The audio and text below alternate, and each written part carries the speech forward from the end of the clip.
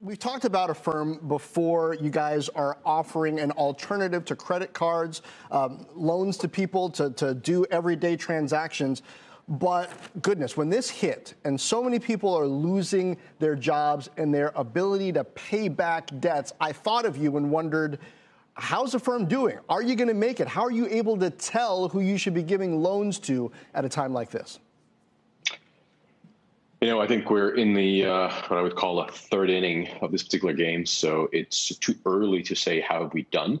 Although, on the flip side, by the time we are out of this, no one's ever going to ask me the question, maybe how are you going to survive the next downturn? But we're doing great right now, I have to say.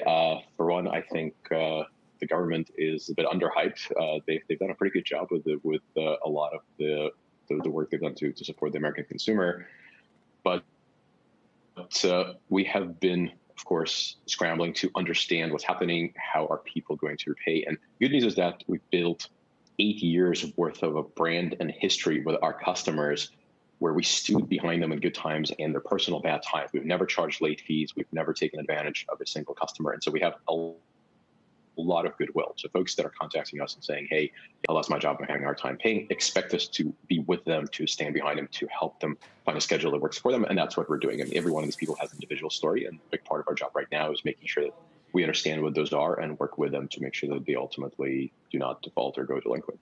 Yeah, data is the lifeblood of a business like yours and so many in Silicon Valley, PayPal before it. What are the most important numbers that you are looking at outside of Affirm to gauge the health of the consumer, the health of your customer, and what you should do next in this crisis? Not to sort of sound too full of myself, but the numbers that we're seeing inside Affirm are by far the most interesting. I'll just rattle off a bunch of stats that I think some will be a little bit shocking, others won't. So we touch, a little bit, close to 5.5 million Americans, and so it's a big enough panel.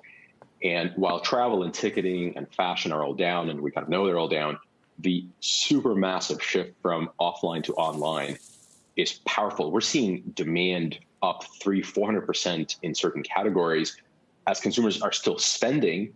For example, home office, everyone's now working from home, Affirm included. The demand for all those products that we finance has doubled.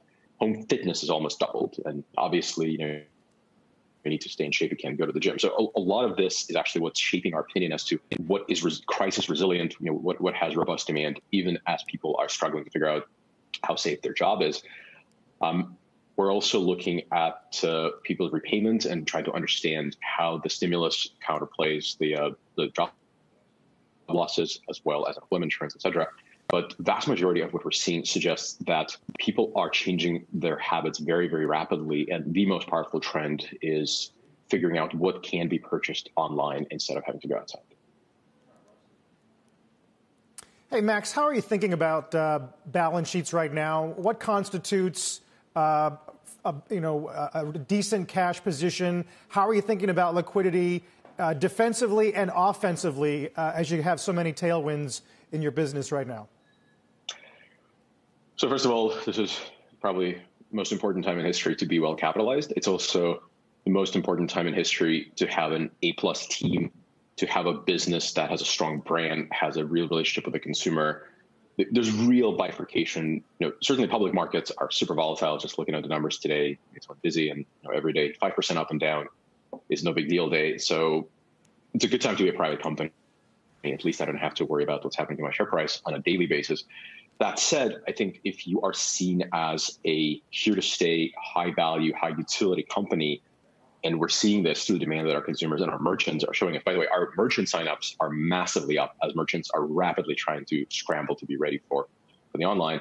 And so the balance sheet construction, our ability to work with our capital providers on the back end, obviously we're not a bank, so we borrow so that we can lend, as well as our equity partners, is very, very important to us. And being we'd like to believe that we're an A-plus player, certainly have been in terms of consumer brand and our credit performance both before and during the crisis.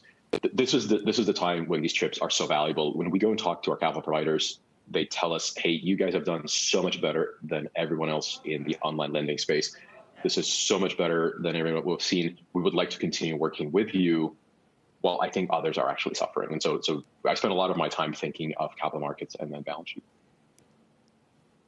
Max, I wonder if you think that this outbreak and everything we're seeing come from it, including safety precautions, if it makes cash obsolete.